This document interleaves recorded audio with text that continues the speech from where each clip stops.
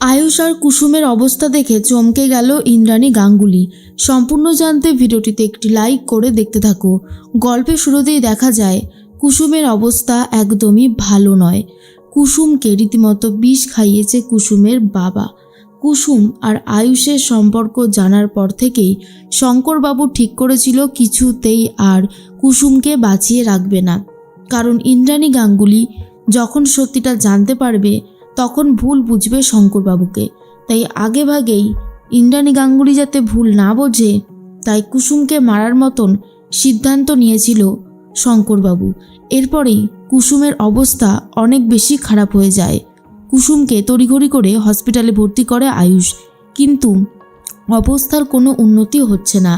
ডাক্তারবাবু বলে, আমরা কিচ্ছু বলতে পারছি না, যতক্ষণ না পেশেন্ট আমাদের চিকিৎসায় সাড়া দিচ্ছে ততক্ষণ পর্যন্ত আমরা কিছু বলতে পারবো না। এরপরে আয়ুষ বলে, এরকম বলবেন না ডাক্তারবাবু, প্লিজ আপনারা ওকে সুস্থ করে তুলুন। এদিকে ঈশান দেখে চলে এসেছে হসপিটালে ইন্দ্রাণী গাঙ্গুলি, যাকে দেখার পর অবস্থা খারাপ হয়ে গেছে ঈশানের। কি করবে কি বলবে নিজেই কিছু বুঝে উঠতে পারছে না। আর তখনই ঈশান ভাবে, মাকে এখন কি করে শান্ত করব? মাকে শান্ত করার কোনো রাস্তাই তো আমার কাছে খোলা নেই, কি করি আমি এখন? ইন্দ্রাণী গাঙ্গুলি বলে, অনেক হয়ে গেছে, কি চলছে এখানে ঠিকঠাক বলো।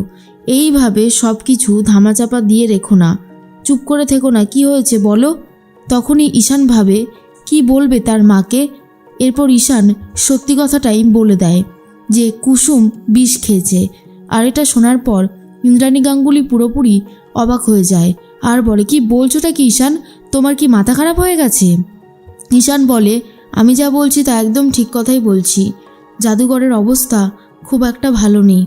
ডাক্তারবাবু চিকিৎসা করছে কিন্তু কোনো আশার আলো দেখতে পারেনি। এসব শোনার পরেই ইন্দ্রাণী গাঙ্গুলির খুবই কষ্ট হতে থাকে। এর মাঝখানে কুসুমকে জড়িয়ে ধরতে থাকে আয়ুষ আর বলে, কুসুম তোমার কিচ্ছু হবে না, আমি ঠিক তোমাকে সুস্থ করে তুলে বাড়িতে ফিরিয়ে নিয়ে যাবই, তোমার কোনো ক্ষতি হতে আমি দেব না, এই আমি তোমাকে বলে দিলাম। বারবার করেই কুসুমকে জড়িয়ে ধরে কান্নাকাটি করতে থাকে আয়ুষ। সেই মুহূর্তেই কুসুমের হাতের আঙ্গুল কিছুটা নড়ে ওঠে আর যা দেখার পর আয়ুষ নিজেই পুরোপুরি অবাক হয়ে যায়। কিন্তু ঈশান অন্যদিকে ইন্দ্রাণী গাঙ্গুলিকে নিয়ে কুসুমের বেডের দিকে এগোচ্ছে।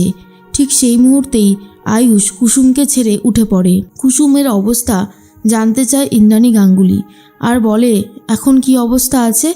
কি হলো, চুপ করে আছো কেন, বলো এখন কুসুমের ঠিক কী অবস্থা আছে? আয়ুষ বলে, জানি না মা, ডাক্তারবাবু কোনো কিছুই বলতে পারছেন না। এরপর ডাক্তারবাবু চলে আসে। ইন্দ্রাণী গাঙ্গুলি বলে, যত টাকা লাগবে, দরকার পড়লে বাইরে থেকে ডাক্তার আনানোর ব্যবস্থা করুন, কুসুমের যেন কোনো ক্ষতি না হয়। ডাক্তারবাবু বলে, আমরা তো চেষ্টা করছি, ডাক্তারের যদি প্রয়োজন থাকে তবে অবশ্যই বাইরে থেকে ডাক্তার নিয়ে আসা হবে, কিন্তু পেশেন্টের অবস্থা একদমই ভালো না। পেশেন্ট চিকিৎসায় কোনো রকমভাবেই সাড়াই দিচ্ছে না। জানি না কতক্ষণ আমরা এই পেশেন্টকে বাঁচিয়ে রাখতে পারবো। আর এটা শোনার পরেই ইন্দ্রাণী গাঙ্গুলি বলে, দয়া করে এমনটা বলবেন না, কুসুমের কোনো ক্ষতি যেন না হয়। কিন্তু ডাক্তারবাবুরা বলে, আমরা তো চেষ্টা করছি, দেখা যাক কত তাড়াতাড়ি পেশেন্ট সুস্থ হতে পারেন। এর মাঝখানেই দেখা যায় যে শঙ্করবাবু বলে, আমি কি করব? আমি কার হয়ে প্রার্থনা করব? কুসুমের হয়ে নাকি নিজের হয়ে? কুসুমের সাথে যেটা হয়েছে সেটা অন্যায় হয়েছে, আমি অনেক বড় অন্যায় করেছি। আর কর্তামা যখন এটা জানতে পারবে তখন হয়তো আমাকে ক্ষমা করবে না, কিন্তু কর্তামা যখন আয়ুষ বাবার সাথে কুসুমের সম্পর্কের কথা জানবে তখন কি হবে? পুরো বিষয়টা আমার কাছে গুলিয়ে যাচ্ছে।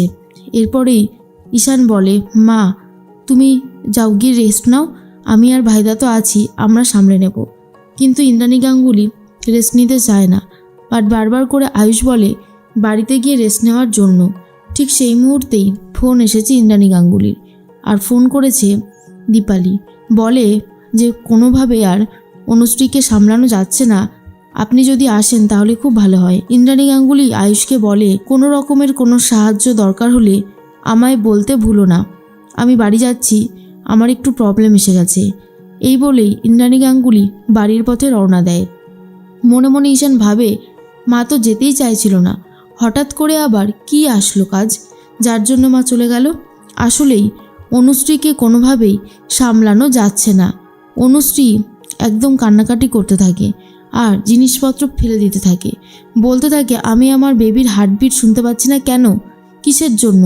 তখন ইন্দ্রাণী গাঙ্গুলি এসে বলে, অনুশ্রী শান্ত হও, আমি ডাক্তারকে ফোন করার ব্যবস্থা করছি, যা বলার উনি এসে বলবেন। এরপর অনুশ্রী বলে, না মুনি, ডাক্তার কিছু বলতে পারবে না, আমাকে হসপিটালে যেতে হবে, এক্ষুনি আমাকে হসপিটালে যেতে হবে। কিন্তু কোনোভাবেই হসপিটালে নিয়ে যায় না অনুশ্রীকে। তার জন্য অনুশ্রী আরও বেশি করে রাগ করতে থাকে। এরপরই রাজীব দেখা যায় মনে মনে একটা কথাই বলতে থাকে, ইন্দ্রাণী গাঙ্গুলি যেভাবেই হোক না কেন আমার অনুশ্রীকে সত্যিটা বলার দরকার ছিল, কিন্তু সত্যিটা যে অনেক কঠিন, অনুশ্রী নিতে পারবে না। ঈশানকেও ফোন করে বলে দেয় বাড়িতে আসার জন্য। এরপর ডাক্তারবাবু এসে দেখে যায় আর বলে যায় যে বিশ্রাম নিতে। অন্যদিকে ঠিক সেই মুহূর্তেই দীপালিকে জিজ্ঞেস করে, অনুশ্রী তো সবটা জানতো, মানে ও তো জানতো যে ওর বাচ্চা হার্টবিট ও পায় শুনতে আর সব ঠিক আছে, ওকে এইভাবে উস্কে দিল কে? দীপালি বলে, জানি না ম্যাডাম, একটা ফোন আসলো যেখানে একজন মহিলার গলা শুনতে পাওয়া গেল, আমার মনে হচ্ছে ওই মহিলাটাই কিছু একটা বলেছে, তারপর থেকে অনুশ্রী ম্যাডাম এরকম করছেন। ইন্দ্রাণী বলে, ঈশান তুমি অনুশ্রীর পাশে থাকো, ওকে সামলাও। অনুশ্রী বলে, ঈশান তুমি এসেছো, খুব ভালো হয়েছে, আমি আমার বেবির হার্টবিট শুনতে পাচ্ছিলাম না। ঈশান ভাবে কি করেই বা শুনতে পারবে, কারণ সে যে আর এই পৃথিবীতেই নেই। এর মাঝখানেই আবারও চলে এসেছে দেবলীনা। দেবলীনা হুবহু ইন্দ্রাণী গাঙ্গুলির মতন সেজে এসে গাঙ্গুলি বাড়িতে ইন্দ্রাণী গাঙ্গুলির চেয়ারে বসে, যা দেখার পরেই ইন্দ্রাণী রেগে যায় আর বলে, এক্ষুনি সিকিউরিটি ডেকে তোমাকে তাড়িয়ে দিতে 2 মিনিটও সময় লাগবে না। আচ্ছা তোমার কি কখনো কোনো লজ্জা শরম হবে না? তুমি এইভাবে পরের বাড়িতে এসে জ্বালাতে থাকো কেন? দেবলীনা বলে, আন্টি তুমি আমাকে এইভাবে বলতে পারলে?